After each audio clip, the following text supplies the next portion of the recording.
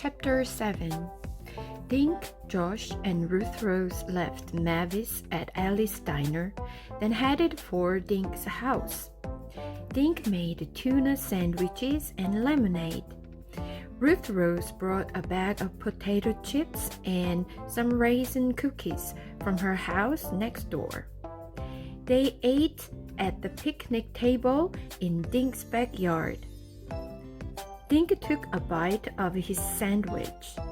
After he swallowed, he said, "Let's go over what we know." He moved his lemonade glass to the middle of the table. "My glass is the airport," he said. "We know Wallace Wallace landed." "How do we know he did?" Josh asked. "The airport told me the plane landed, Josh." "And Maureen Higgins said she picked him up," Ruth Rose added. "Okay, so your glass is the airport," Josh said. "Keep going, Dink." Dink slid his sandwich plate over next to his glass. "My plate is Maureen's taxi." He put a cookie on the plate. "The cookie is Wallace Wallace getting into the taxi."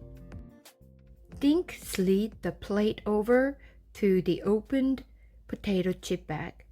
"This bag is the hotel." He walked the Wallace Wallace cookie from the plate into the bag. Dink looked at Josh and Ruth Rose. "But what happened to Wallace Wallace after he walked into the lobby?" "I'll tell you what happened," Josh said. He lined up 4 cookies in a row. "This little cookie is Mr. Pesky. These 3 are Maureen, Mr. Linkletter, and Olivia Nugent." Josh looked up and waggled his eyebrows. "I think these 4 cookies planned the kidnapping together." Ruth Rose laughed. "Josh, Mr. Pesky and Olivia Nugent are friends of ours. Do you really think they planned this big kidnapping? And can you see Mr. Linkletter and my babysitter pulling off a kidnapping together?" Josh ate a potato chip. "Well, maybe not, but someone kidnapped the guy. Our trail led us to the hotel, and then it ended," Dink said. "What I want to know is, if Wallace Wallace isn't in his room, where is he?"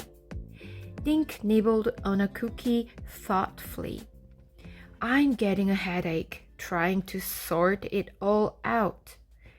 Ruth Rose dug in Dink's backpack and brought out 3 Wallace Wallace books. "I have an idea." She handed books to Dink and Josh and kept one. "What are these for?" Dink asked. "Josh made me think of something Wallace Wallace wrote in The Mystery in the Museum," Ruth Rose said. "He said the more you know about the victim, the easier it is to figure out who did the crime." She turned to the back cover of her book. "So let's try to find out more about our victim. Listen to this." She started reading out loud. "When not writing, the author likes to work in the garden. Naturally, Wallace Wallace's favorite color is green." "Fine," said Josh. "But how does knowing his favorite color help us find him, Ruth Rose?"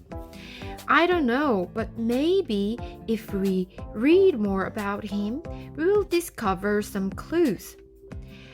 Ruth Rose said, "What does it say on the back of your book?" Josh flipped the cover over and began reading.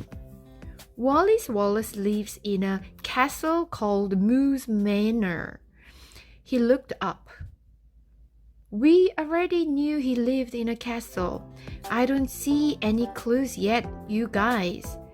Ruth Rose stared at Josh. You know, something is bugging me, but I can't figure out what it is.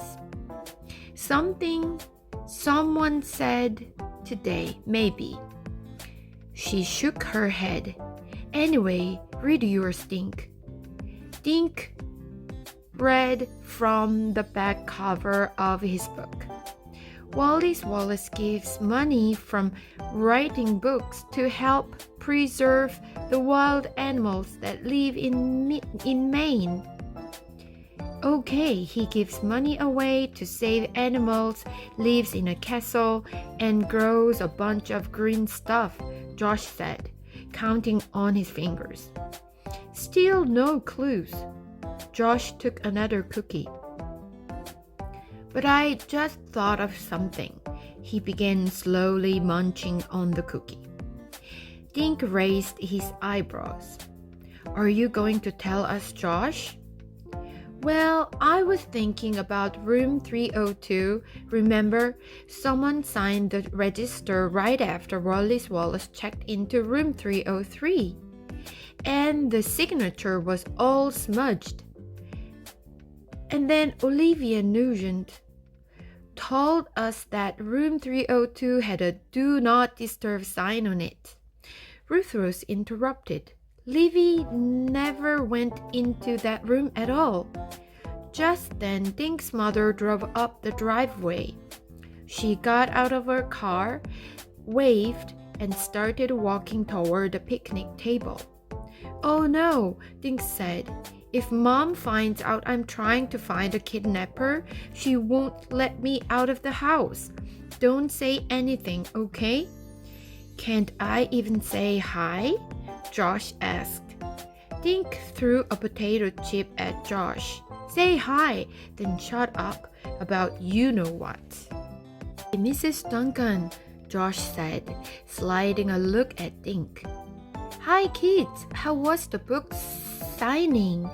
Tell me all about Wallace Wallace. Dink, is he as wonderful as you expected? Dink stared at his mother.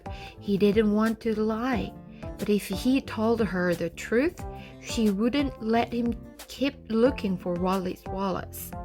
And Dink had a sudden feeling that they were very close to finding him. We can't stop now, he thought. He looked at his mother and grinned stupidly. Dink, honey, why is your mouth open?